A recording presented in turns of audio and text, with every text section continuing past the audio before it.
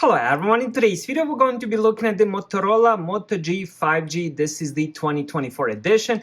I finally got my hands on one of these, so what we're going to do today is unbox it. I'm going to show you everything that comes inside the box, and then of course I'm going to set it up, and then we're going to go over all these specs. What I have here is the one for the Tracfone. This will be the same phone as, for example, if you're getting it for the Total by Verizon. Simple Mobile, Straight Talk. It is the same company that's operated by Verizon. So let's unbox it and see what comes inside.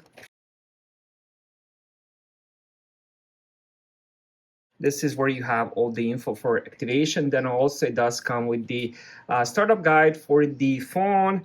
Also inside the box, we do have USB Type-A to USB-C, and then we also have the SIM card injector pin.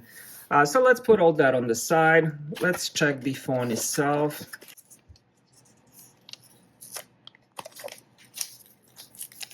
All right, so here we go with the phone, 6.6 inches, and then on the back, the moment I touch it, it has this soft material. Not sure what this is. It's grapey and soft at the same time, so I love it. And then, of course, we have dual cameras on the back. So what I'm gonna do next is set it up, then we're gonna go over the rest of the phone.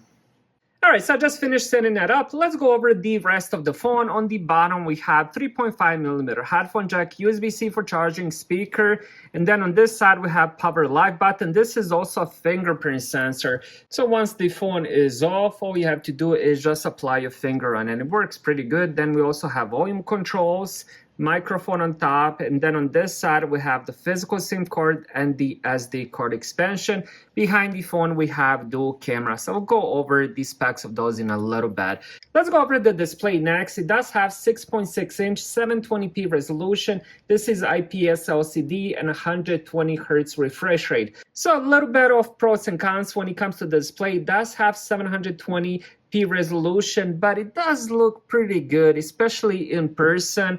And then on top of that, it does have 120 Hz refresh rate. So if you want to use this to end up playing some games, do quite a lot of browsing where you keep skipping pages back and forth, refresh rate is pretty good at 120 Hz. Now, when it comes to the hardware, we do have the Snapdragon 4 Gen 1 CPU, which is the octa-core processor. We also have 4GB of RAM, 128GB of storage. Out of the box, this comes with the Android 14. Now, when it comes to the battery, we have 5000 mAh battery, which is the same battery I ended up finding in most, if not all, budget-friendly phones.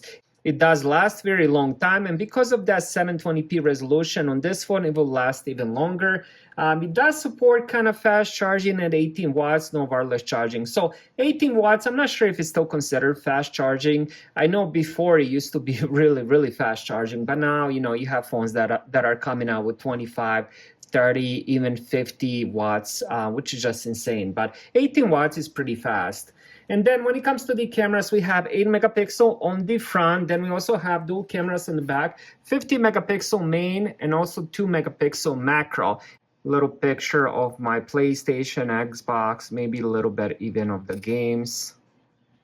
All right, let's check that out. Let's do a zoom in here. So I finished processing, and then we can check the detail here.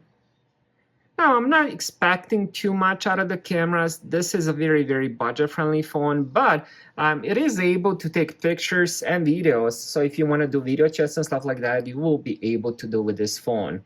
Now, this is a 5G phone. It also does support NFC. It also has Dolby Atmos and 3.5mm headphone jack. So far, my first impression is very positive. This is a pretty good budget-friendly phone. Thank you guys for watching. Have a great day.